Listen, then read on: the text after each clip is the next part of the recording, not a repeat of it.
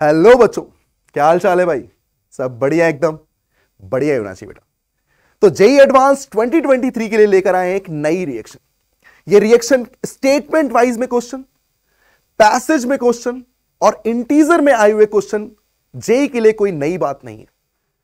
हर बार इसने कहीं ना कहीं इसका यूज पूछा हुआ है, चेन रिएक्शंस में इसका यूज पूछा हुआ है। तो आप चीजों को देखकर परेशान ना हो और परेशानी लेना सीखो बेटा। थोड़ी बहुत आप मैच्योर हो रहे हो, ठीक है? आप परेशानी को डील करना सीखो, इजी वे में डील करना सीखो। क्योंकि एक बात बहुत सुंदर कही गई है कि इंसान की सोच अगर तंग हो जाती है ना, तो ये जिंदगी भी एक जंग हो जाती है। खूबसूरत जिंदगी एक जंग की तरह लगती है। तो आप अपनी सोच को फुल तंग रखें, तभी तो लड़ने का मजा है यार। और तभी फाइट करेंगे, तभी तो जीतेंगे। एक वॉरियर की तरह अपन बिल्कुल जेईई एडवांस को क्लियर करके ही मानने वाले हैं। तो चलिए नेक्स्ट रिएक्शन की तरफ चलते हैं, जिसका नाम है ओजोनोलिसिस। मैंने आपसे यही कहा था कि कुछ ऐसी रिएक्शंस होती हैं जिनका नाम अपनी इंफॉर्मेशन को कहीं ना कहीं डिलीवर कर रहा होता है, अपनी इंफॉर्मेशन को कहीं ना कहीं एक्सप्लेन कर रहा होता है। तो ओजोनोलिसिस से हम क्या समझ में आ रहा है, जरा ध्यान से समझिएगा। यहां पर अगर ओजोन वर्ड की बात की जाए तो इसका मतलब कहीं ना कहीं O3 की बात कर रहा है। और बात आती है हाइड्रोलिसिस की, इसका मतलब कहीं ना कहीं वाटर यूज कर रहा है। तो ध्यान से देखिए, यहां पर आपको ये क्लियरली फॉर्म बता रहा है कि ओजोनोलिसिस का मतलब है कहीं ना कहीं ओजोन के साथ वाटर की reaction.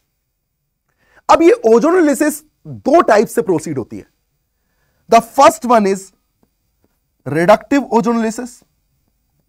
The first one is reductive ozonolysis and the second one is oxidative ozonolysis, and the second one is oxidative ozonolysis। ये बात है यहां पर।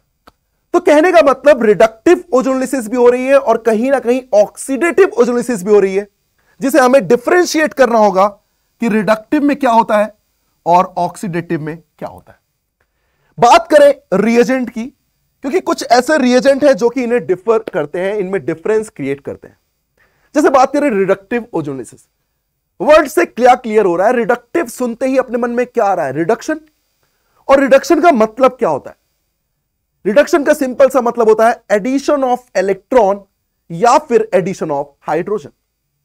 तो यहां क्या होता है बेटा? यहां इलेक्ट्रॉन ऐड होते हैं और इलेक्ट्रॉन किसके पास मिलते हैं? मेटल के पास। यही रीजन है कि रिडक्टिव ओजोनोलिसिस में जिंक की प्रेजेंस होती है। किसकी प्रेजेंस होती है? जिंक की प्रेजेंस।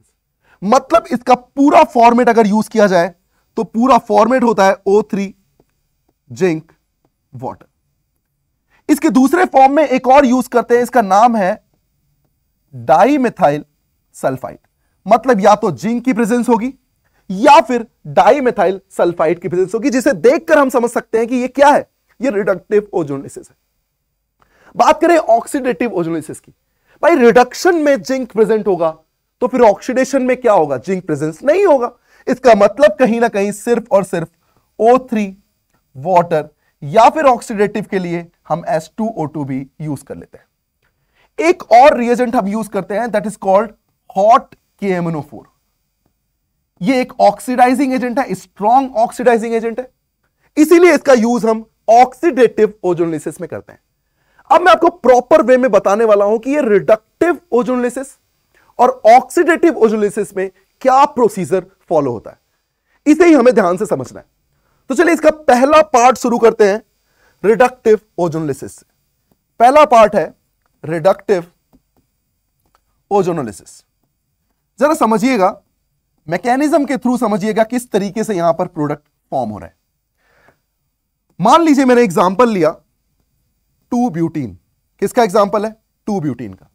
कुछ इस तरीके से मैंने यहां पर 2-ब्यूटीन बना लिया, ठीक है। अब मैं यहां रिएक्शन कर रहा हूं रिडक्टिव ओजोनोलिसिस। रिडक्टिव ओजोनोलिसिस का सिंपल सा मतलब क्या था? सिंपल सा मतलब था ओजोन है, क्या जिंक की प्रेजेंस होगी? बिल्कुल प्रेजेंस होगी। इसका मतलब देखकर समझ में आ गया कि ये कौन सा ओजोनोलिसिस है, ये रिडक्टिव ओजोनोलिसिस है। मतलब जिंक की प्रेजेंस होगी तो हमेशा क्या होगा? Reductive ozonolysis. या फिर मैं यहीं पर डाईमेथाइल सल्फाइड भी ले सकता था। इसका मतलब डाईमेथाइल सल्फाइड भी प्रेजेंट हो तो भी मुझे क्या समझना है, रिडक्टिव ओजोलिसिस। इसका प्रोसीजर क्या होता है प्रोडक्ट बनाने का, जरा ध्यान से सीखिए, फिर मैं मैकेनिज्म के पार्ट पे आऊंगा। कहीं ना कहीं रिडक्शन अगर बोला जाए, रिडक्टिव ओजोलिसिस की बात की जाए, तो हमें क्या करना होता है, हमें इन पाई बॉन्ड को ब्रेक करना होता है, क्योंकि यहां ओजोन के साथ रिएक्शन हो रही है, मतलब कहीं ना कहीं ऑक्सीजन इंवॉल्व होने वाला है। अच्छा, ऑक्सीजन की वैलेंसी 2 होती है, मतलब कहीं ना कहीं 2 वैलेंसी को ब्रेक करके ऑक्सीजन ऐड होने वाला है। क्या एल्कीन के पास 2 वैलेंसी है? तो करना क्या होता है, एल्कीन के पाई बॉन्ड को पूरा पूरा ब्रेक करिए, पूरा पूरा ब्रेक करने के बाद ऑक्सीजन को क्या करना होता है, ऐड कर देना होता है। मतलब एक प्रोडक्ट क्या बन रहा है, C single bond C then double bond O, C single bond C then double bond O. क्या दूसरा मोल आपको यही दिखने वाला है जो कि है C single bond C double bond O? क्या ये 2 प्रोडक्ट कहीं ना कहीं सेम ही है? तो मैं एक प्रोडक्ट ही बोलूंगा इसे, ठीक है, सिंगल प्रोडक्ट ही फॉर्म हो रहा है। तो क्या ओजोलिसिस का सिंपल सा मेथड क्या हुआ कि आप एल्कीन के पाई बॉन्ड को ब्रेक करें, ऑक्सीजन ऑक्सीजन ऐड करें, और जो प्रोडक्ट फॉर्म हो रहा है यही क्या है, रिडक्टिव ओजोलिसिस के थ्रू बना हुआ प्रोडक्ट है। मान लीजिए यहां पर मैंने एक अदर क्वेश्चन लिया जहां मैंने एक एल्कीन रही 2 एल्कीन ली है, तो कोई दिक्कत नहीं है बेटा, आप एक एल्कीन ले 2 एल्कीन ले, कितनी भी एल्कीन ले, अगर जिंक की प्रेजेंस है इसका मतलब क्या ये रिडक्टिव ओजोलिसिस है।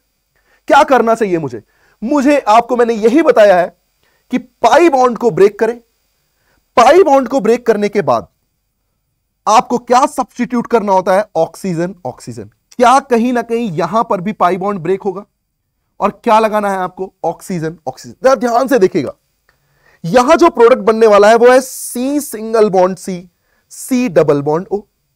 यहां क्या बनने वाला है, C double bond O, C double bond O, और यहां क्या बनने वाला है, सिर्फ और सिर्फ सी डबल बॉन्ड ओ। मतलब आपके पास 3 टाइप के प्रोडक्ट आ रहे हैं कुछ इस तरीके से, plus C double bond O, C double bond O, plus only C double bond. ध्यान से देखिए, ये प्रोडक्ट बनने वाला है। इसका नाम आप हमेशा ध्यान रखना बेटा, इसे बोलते हैं ग्लाइऑक्सिल। ये नाम बहुत पूछा आता है, इसलिए इसका नाम आप हमेशा ध्यान रखेंगे। अब मैं मैकेनिज्म के पार्ट में आने वाला हूं कि किस तरीके से ये फॉर्म हुआ, कैसे ये डिराइव हो रहा है, और यहां से क्वेश्चन आना बहुत ज्यादा मतलब चांसेस है इस पॉइंट से क्वेश्चन आने के। तो चलिए मैकेनिज्म के पार्ट में समझते हैं क्या हुआ होगा।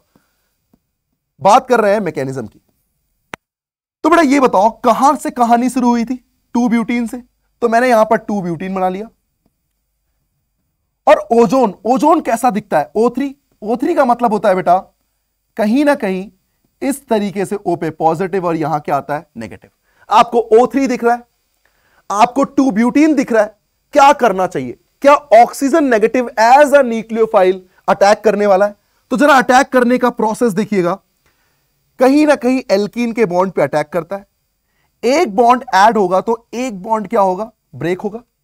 क्या इस नेगेटिव चार्ज को कहीं ना कहीं इस ऑक्सीजन पे अटैक करना चाहिए था और इसे न्यूट्रल करना चाहिए था? बहुत ध्यान से एरो को देखिएगा। सबसे पहले ऑक्सीजन के नेगेटिव ने न्यूक्लियोफिलिक अटैक किया, पाई बॉन्ड को ब्रेक किया, देन ऑक्सीजन पे अटैक हुआ और इस ऑक्सीजन को उसने क्या कर दिया, न्यूट्रल कर दिया। अब जो प्रोडक्ट बनने वाला है क्या वो कहीं ना कहीं, ध्यान से देखिएगा बेटा, आपको दिखना चाहिए था कि ये इस पाई बॉन्ड पे अटैक हुआ था और कहीं ना कहीं 3 ऑक्सीजन कुछ इस तरीके से फॉर्म हो जाएंगे। इसे नाम देते हैं ओजोनॉइड। इसे क्या नाम देते हैं, ओजोनॉइड। लेकिन बेटा ये जो ओजोनॉइड है ये अपने आप में अनस्टेबल होता है। अच्छा, अनस्टेबल होने का रीजन क्या है? अनस्टेबल होने का रीजन सिंपल सा इतना है कि ये जो ऑक्सीजन ऑक्सीजन एडजेसेंट पोजीशन पे लगे हुए हैं, क्या इनमें कहीं ना कहीं लोन पेयर रिपल्शन होने वाला है? और loan pair repulsion highly repulsive force होता है बेटा, और जब हाईली रिपल्सिव फोर्स है तो क्या ये अपने आप में एक अनस्टेबल ओजोनॉइड है?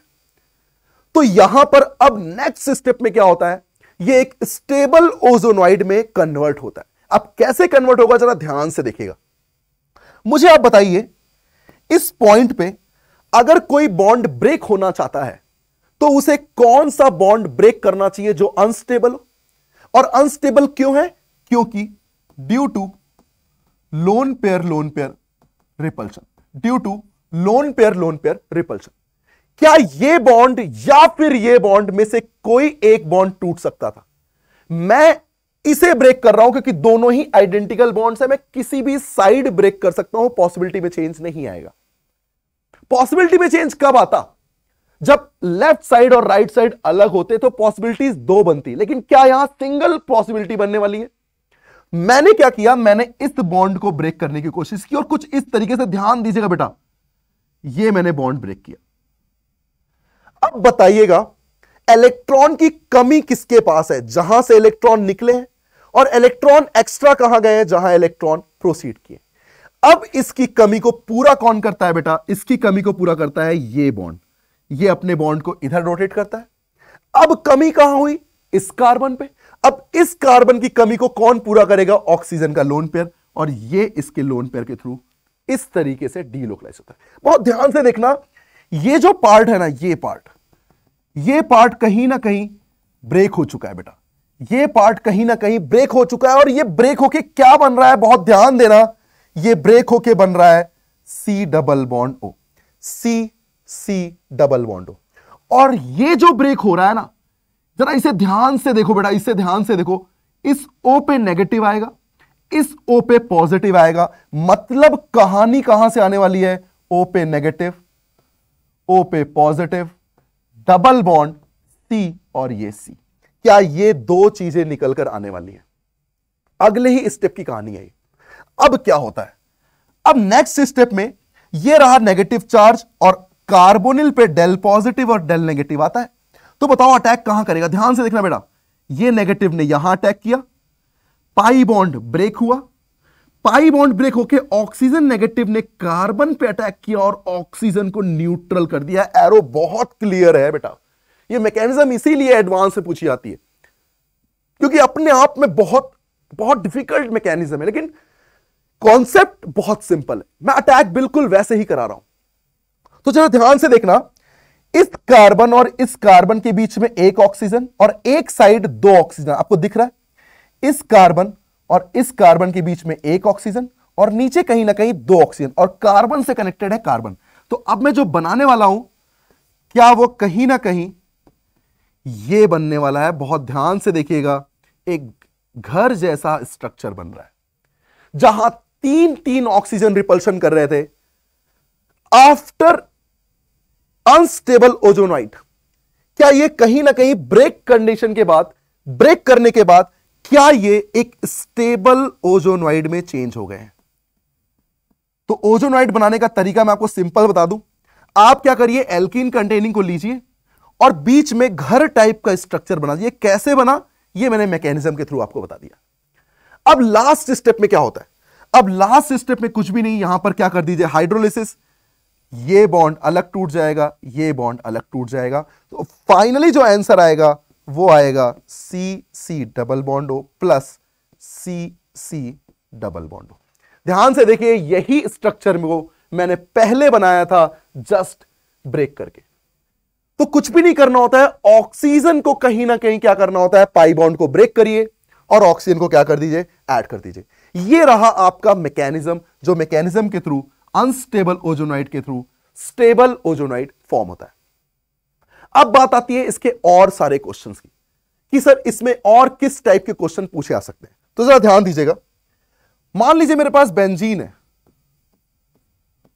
और बेंजीन को मुझे रिडक्टिव ओजोनोलिसिस के थ्रू प्रोडक्ट बनाना है। बताइए मैंने आपको क्या सिखाया?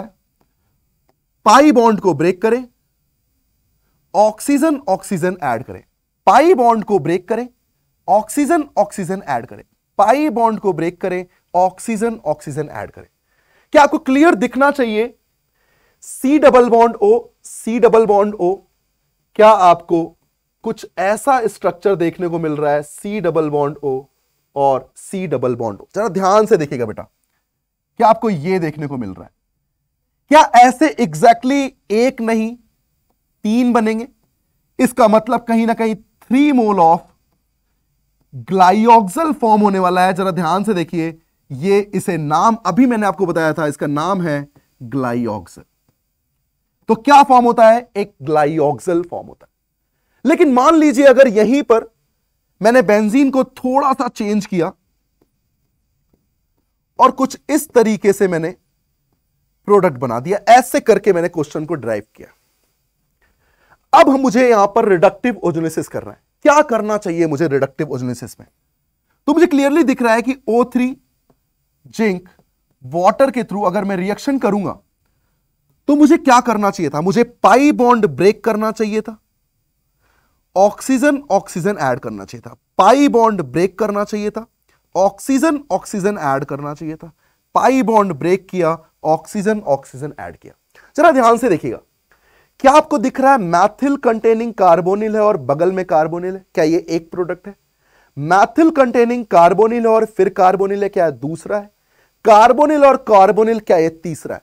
जिसमें से आपको ये दिख रहा होगा बेटा, ये यहां पर 2 मोल बन चुके हैं, आपको दिखना चाहिए था। ये यहां 2 मोल बन चुके हैं, प्लस 1 मोल आपके पास ग्लाइऑक्सल बनता हुआ दिख रहा होगा, जो कि कुछ इस तरीके से फॉर्म हो। लेकिन अगर बेटा मैं इसे इस फॉर्म में ले रहा हूं, तब तक तो चलो ठीक है। क्या मैं इस सेम रिएक्टेंट को रेजोनेंस करके, क्या मैं इसे ऐसे भी तो बना सकता था कि जो pi bond in Maithil Maithil के बीच है, क्या वो रेजोनेंस करके रोटेट भी हो सकता है? और जब वो रेजोनेंस करके रोटेट हो सकता है, तो देखो आपको डिफरेंट प्रोडक्ट भी मिलने की पॉसिबिलिटी। तो कभी भी अगर बेंजीन रिंग का केस आए, तो आप हमेशा वहां रेजोनेंस करके जरूर देखिएगा, हो सकता है कोई एक और प्रोडक्ट भी बनने की पॉसिबिलिटी लेके बैठा हो। अब आपको क्या करना है? सेम प्रोसेस है। आपने क्या किया था? पाई बॉन्ड ब्रेक किया था, ऑक्सीजन ऑक्सीजन ऐड किया था। पाई बॉन्ड ब्रेक किया था, ऑक्सीजन ऑक्सीजन ऐड किया था। पाई बॉन्ड ब्रेक किया था, ऑक्सीजन ऑक्सीजन ऐड किया था। क्या आपको दिख रहा है कि मैथिल और मैथिल कंटेनिंग कार्बोनिल है? मतलब क्या आपको यह प्रोडक्ट दिखना चाहिए बेटा? मैथिल मैथिल कार्बोनिल। और बाकी जगह आपको ग्लाइऑक्सल और ग्लाइऑक्सल ही दिख रहा है, मतलब यही प्रोडक्ट जो मैंने पहले बनाया था। इसका मतलब मुझे बताइए, ये 3 डिफरेंट प्रोडक्ट आ सकते थे या नहीं? अगर मैं सिर्फ पहले वाली पॉसिबिलिटी को लेता, तो बेटा 3 की जगह 2 प्रोडक्ट बनते, जो कि हमारे आंसर को गलत कर सकते थे। लेकिन अब यहां पर मुझे पूरी तरीके से क्लियर है कि यहां पर कितने प्रोडक्ट बनने चाहिए? यहां पर 3 प्रोडक्ट बनने चाहिए। क्या आपको यह बात पूरी तरीके से क्लियर हो गई है? नेक्स्ट अपन बढ़ते हैं। तो अपन को समझ में आया कि यार अपन ने एल्कीन देख लिया है, चलिए एल्काइन की बात करते हैं कि एल्काइन में क्या होता होगा। तो बेटा एल्काइन में होते हैं 3 ट्रिपल बॉन्ड होता है, मतलब कहीं ना कहीं ट्रिपल बॉन्ड की बात हो रही है और रिएक्शन हो रही है reductive ozonolysis O3 zinc water. जरा मुझे बताइएगा, आपने सिंपल ट्रिक में क्या किया था? आपने कहीं ना कहीं सबसे पहले उस पाई बॉन्ड को ब्रेक किया था। अब यहां पाई बॉन्ड तो 2 आ गए, तो क्या दिक्कत है? ऑक्सीजन तो 2 वैलेंसी ही कंटेन करता है ना, तो 3 में से अभी भी तो तुम कितने बॉन्ड तोड़ोगे? अभी भी तो तुम 2 ही बॉन्ड तोड़ोगे ना भाई। ऑक्सीजन ऑक्सीजन ऐड करोगे, क्या एक बॉन्ड अभी लगा रहेगा?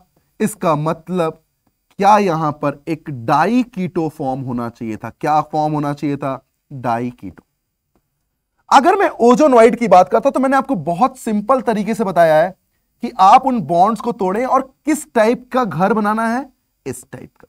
तो बताइए, क्या आपको ओजोनॉइड बनाने में भी कोई दिक्कत नहीं आएगी?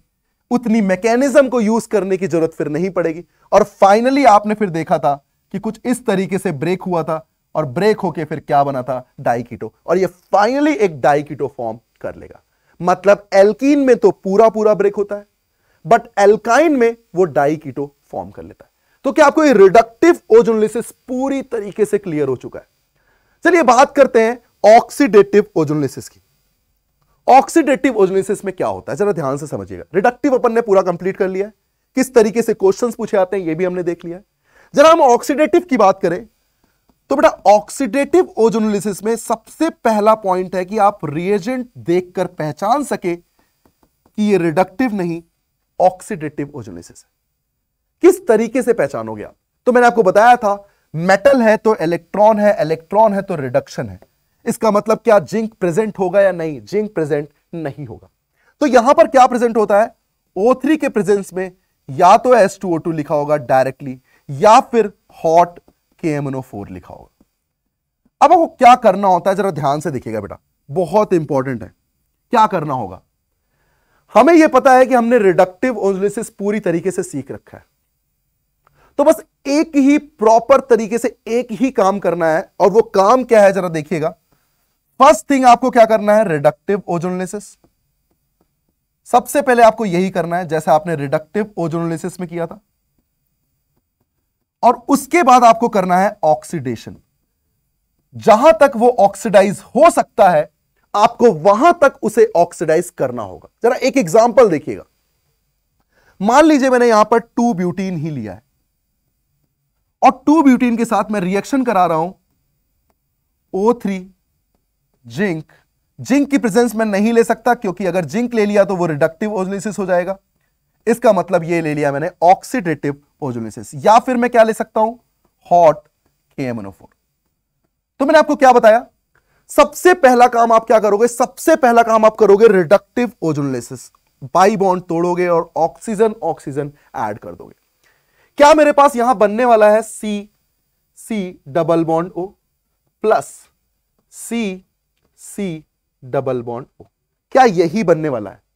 अब मैंने आपको बताया ना, आपको क्या करना चाहिए, ऑक्सीडेशन। आपको क्या करना चाहिए, ऑक्सीडेशन। और बताइए एल्डिहाइड ऑक्सीडाइज होके क्या फॉर्म करता है? क्या आप सबको पता है एल्डिहाइड ऑक्साइड होके एक एसिड बनाता है, और वो एसिड क्या होगा, क्योंकि H को OH में कन्वर्ट करना, या मैं कहूं H की जगह ऑक्सीजन को ऐड करना ही तो ऑक्सीडेशन कहलाता है। मतलब उस कार्बोनिल कंपाउंड का H किससे रिप्लेस हो जाएगा, OH से। क्या आपको एसिटिक एसिड बनता हुआ दिख रहा है? मतलब यहां 2 मोल किसके आने वाले हैं प्रोडक्ट में, CH3 C double bond O और ये OH। क्या यही फाइनल प्रोडक्ट बनना चाहिए था? तो मैंने आपको एक सिंपल सी बात बताई कि सबसे पहले आप रिडक्शन कर दें। जब आप रिडक्शन कर लेंगे तो आपके पास सिर्फ एक ही स्टेप होगा, रिडक्टिव ओजोलिसिस के बाद आप उसे ऑक्सीडाइज कर दें जहां तक वो ऑक्सीडाइज हो सकता है। चलिए आगे की बात करते हैं इस पे। मान लीजिए मेरे पास एक एल्कीन नहीं 2 एल्कीन है, बहुत ध्यान से बेटा।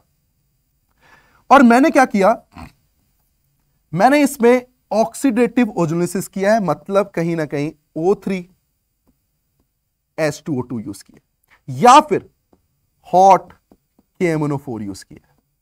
क्या करना चाहिए, पाई बॉन्ड को कहीं ना कहीं ब्रेक करना चाहिए, ऑक्सीजन ऑक्सीजन ऐड करना चाहिए। क्या यही काम मुझे यहां करना है? क्योंकि सबसे पहला काम है रिडक्टिव ओजोलिसिस के थ्रू प्रोडक्ट फॉर्म करना। क्या मुझे क्लियरली दिख रहा है कि इस जगह पर एक ये प्रोडक्ट बनता हुआ दिख रहा है, हाइड्रोजन कंटेनिंग। यहां की बात करें तो ध्यान से देखिएगा बेटा, एक कार्बोनिल ये लगा हुआ है और एक कार्बोनिल ये लगा हुआ है। और तीसरे की बात करें तो आपको दिख रहा होगा डाइमेथिल कंटेनिंग ये कार्बोनिल बनने वाला है। जरा कीटोन को कभी आपने ऑक्सीडाइज किया है क्या? नहीं।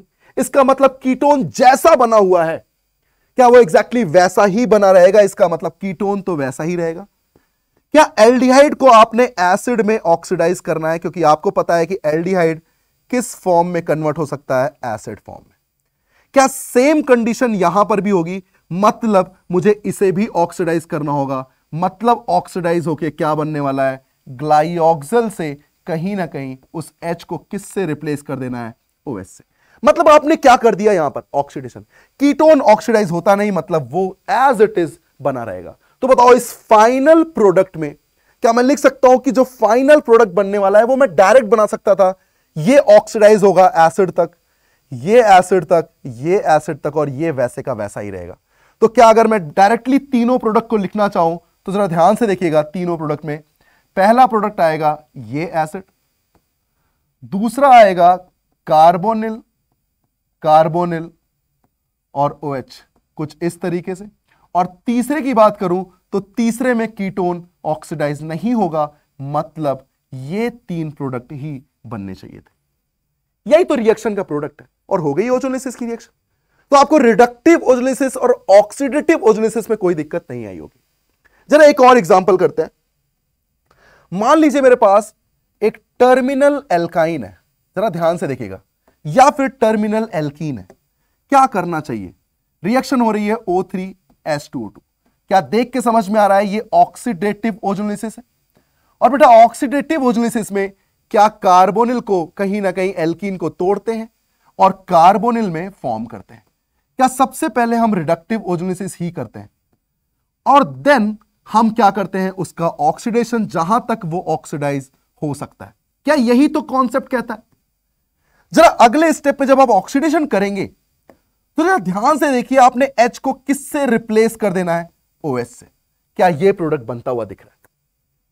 लेकिन अगर मैं फॉर्मल्डिहाइड की बात करूं तो क्या आप दोनों HOH में कन्वर्ट हो सकते थे? और बेटा दो OH से क्या वाटर रिलीज होता है? और वाटर रिलीज होगा तो बताइएगा जरा मुझे, क्या यहां पर फिर से कार्बोनिल बनने वाला है? मतलब C डबल बॉन्ड हो, पहले से था, बाद में फिर C डबल बॉन्ड होगा और यही है बेटा CO2 गैस। तो एक बहुत सिंपल सी बात करूं, टर्मिनल एल्कीन या एल्काइन दोनों के दोनों क्या प्रोड्यूस करते हैं? Produced CO2 gas. ये इंपॉर्टेंट आ जाता है। कभी कभी क्या होता है, रिवर्स रिएक्शन पूछ लेता है, तो आपने जैसे फॉरवर्ड रिएक्शन की, रिवर्स में आप क्या करोगे? ऐड कर दोगे इनको। भाई इनको ब्रेक किया था, अब इन्हें ऐड कर देंगे। मतलब सोच के देखो, क्या मैं इन्हें ऐड करता कार्बन को तो यही तो बनने चाहिए थे, यही तो बनना चाहिए था। बात समझो, अगर आपको रिवर्स रिएक्शन आना है आपको ऐड कर दो। जैसे जस्ट पहले देखिएगा जरा, यहां पर मान लीजिए मैं यहां पर बैक रिएक्शन आता तो क्या करना चाहिए था? मुझे इसे कहीं ना कहीं ऐड करना चाहिए था। इन दोनों को ऐड कर दो तो यही तो बन जाएगा। इन दोनों को ऐड कर दो तो एक यहां से ऐड होगा, एक यहां से ऐड होगा। एग्जैक्टली यही बनना चाहिए कि नहीं बनना चाहिए? मतलब अगर आपको रिवर्स रिएक्शन आनी है तो आपको क्या करना होगा? कार्बोनिल को ऐड करना होगा और एल्कीन या एल्काइन फॉर्म कर देना। क्लियर? समझ में आ गया आपको ओजोलिसिस में क्या कहा जाता है? चलिए अब इसी में देख लेते हैं कि किस तरीके से क्वेश्चंस को अपन ने सॉल्व करना है। क्या आपको यह क्वेश्चन मैंने अभी डिस्कस किया है बेंजीन का, तो मेरे ख्याल से यहां आपको दिक्कत नहीं आनी चाहिए बिल्कुल भी। करना क्या था आपको? सिंपल है, पाई बॉन्ड को ब्रेक करें, क्योंकि आपको दिख रहा है जिंक है, इसका मतलब कहीं ना कहीं क्या है? रिडक्टिव ओजोलिसिस है। जिंक है, कहीं ना कहीं क्या है? रिडक्टिव ओजोलिसिस। करना क्या था? पाई बॉन्ड ब्रेक करना था, ऑक्सीजन ऐड करना था। क्या मुझे दिख रहा है? 3 मोल ग्लाइऑक्सल मिलने वाले, 1 2 और 3। ठीक उसी तरीके से क्या मुझे रेजोनेंस भी सोचना चाहिए था? क्योंकि मैंने आपको बताया रेजोनेंस सोचने से क्या मुझे डिफरेंट प्रोडक्ट भी मिल सकते हैं, मतलब मुझे रेजोनेंस भी सोचना चाहिए। तो ये दोनों क्वेश्चन आपको मैंने डिस्कस किए हैं अभी लेक्चर्स में, तो लेक्चर में ही आपको समझ में आ गया किस तरीके से वो क्या हुआ है। जरा और प्रैक्टिस देखें यहां पर। क्या मुझे दिख रहा है कि एल्काइन के साथ रिडक्टिव ओजोलिसिस, क्या मुझे 2 पाई बॉन्ड ही तोड़ने चाहिए और ऑक्सीजन को क्या करना चाहिए था? ऐड करना चाहिए था। तो जब मैं ऑक्सीजन को ऐड करूंगा तो मुझे बताइए, क्या एक बॉन्ड अभी भी जुड़ा रह जाएगा और एक बॉन्ड अभी भी जुड़ा रह जाएगा, तो क्या ये डाई कीटो फॉर्म में कन्वर्ट होना चाहिए था? जरा यहां देखिए, डाई मिथाइल सल्फाइड, अच्छा ये भी तो रिडक्टिव है, क्योंकि या तो जिंक यूज करोगे या फिर डाई मिथाइल सल्फाइड यूज करोगे। करना क्या था आपको? ऑक्सीजन, पाई बॉन्ड तोड़ा, ऑक्सीजन। क्या आपको दिख रहा है? फॉर्मल्डिहाइड, ग्लाइऑक्सल, 1 2 3, प्रोपेनल, 3 टाइप के प्रोडक्ट आ रहे हैं। पहला क्या आ रहा है? फॉर्मल्डिहाइड, दूसरा क्या आ रहा है? ग्लाइऑक्सल, और तीसरा क्या आ रहा है? प्रोपेनल, तीसरा आ रहा है प्रोपेनल। तो इस तरीके से 3 टाइप के प्रोडक्ट हमें यहां पर फॉर्म होते हुए दिखते हैं। जरा अगले क्वेश्चन में देखिए, क्या आपको प्रोडक्ट गिवन है और आपसे रिएक्टेंट पूछा था? मैंने आपको क्या बताया? अब आप बैकवर्ड रिएक्शन आए तो आप उन्हें क्या कर दे? आप उन्हें कहीं ना कहीं डाइमराइज कर दे। मतलब ऑक्सीजन को जब आप ऐड करेंगे तो क्या मुझे दिखना चाहिए था? ये रहा कार्बन, ये रहा कार्बन। क्या जब मैं इनको जोड़ूंगा तो एग्जैक्टली यही तो बनेंगे, और यही क्या है? यही रिएक्टेंट ए है। यही पूछा गया आपसे। चलिए आगे की बात करते हैं। नेक्स्ट रिएक्शन में हमने ये देखा कि सबसे पहले रिएजेंट देखिए, क्या ये रिएजेंट रिडक्टिव ओजोलिसिस का है या फिर ऑक्सीडेटिव ओजोलिसिस का है? तो मुझे क्लियर देखने में समझ में आ रहा है यहां तो जिंक है ही नहीं। इसका मतलब ये किसका पोर्शन है? ये एक ऑक्सीडेटिव ओजोलिसिस का पोर्शन है। क्या करना चाहिए? क्या ऑक्सीडेटिव ओजोलिसिस में सबसे पहला काम था आपको पाई बॉन्ड तोड़ना है, ऑक्सीजन ऑक्सीजन जोड़ देना है, पाई बॉन्ड तोड़ना है, ऑक्सीजन ऑक्सीजन जोड़ देना है, और इसके बाद वो जहां तक ऑक्सीडाइज हो सकते हैं मुझे वहां तक उसे ऑक्सीडाइज करना होता है। कहने का मतलब क्या मुझे क्लियरली दिख रहा है कि यहां पर ये फॉर्मल्डिहाइड की तरीके से एसिटल्डिहाइड बन जाएगा। सेकंड वन में ग्लाइऑक्सल बनता हुआ दिख रहा है मुझे, जो कि ऑक्सीडाइज हो सकता है, बिल्कुल हो सकता है, अभी मैं करूंगा इसको ऑक्सीडाइज। और एक मुझे कहीं ना कहीं फॉर्मल्डिहाइड दिख रहा है। जरा देखिएगा, इन तीनों को मैं ऑक्सीडाइज कर रहा हूं डिफरेंट डिफरेंट, तो क्या ये ऑक्सीडाइज होके कहीं ना कहीं एसिटिक एसिड फॉर्म करने वाला है, ये ऑक्सीडाइज होके इधर साइड भी कार्बोक्सिलिक और इस साइड भी कार्बोक्सिलिक बनने वाला है, और ये बेटा ऑक्सीडाइज होके CO2 बनने वाला है। अभी हमने किया था दोनों H दोनों OH में कन्वर्ट होंगे, इसका मतलब कार्बोनिल फॉर्म हो जाएगी, और कौन सी गैस रिलीज होगी, CO2 गैस रिलीज होगी। जरा यहां देखिएगा, क्या ये भी एक ऑक्सीडेटिव ओजोलिसिस है? ऑक्सीडेटिव ओजोलिसिस का करने का पहला मेथड क्या था? पहले आप रिडक्टिव ओजोलिसिस करिए, और वो जहां तक ऑक्सीडाइज हो सकते हैं आपको वहां तक उसे ऑक्सीडाइज करना है।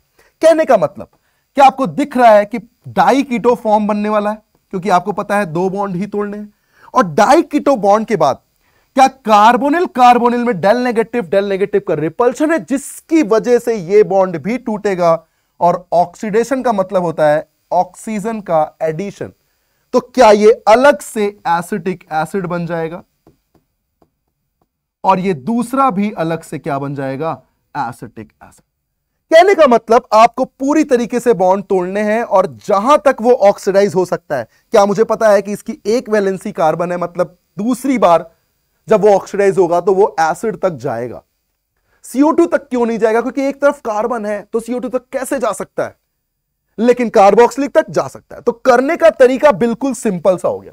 तो आपको यह समझ में आई पूरी रिएक्शन, और ओजोलिसिस की इंपॉर्टेंस आपको समझ में आनी चाहिए, किस तरीके से क्वेश्चन आते हैं यह आपको क्लियर होना चाहिए। तो इसी तरीके से आगे आने वाली रिएक्शन भी क्लियर करते रहेंगे। तो मिलते हैं जेईई एडवांस 2023 की नेक्स्ट रिएक्शन के साथ, और best of luck for your next JEE advance 2023। Thank you बच्चों।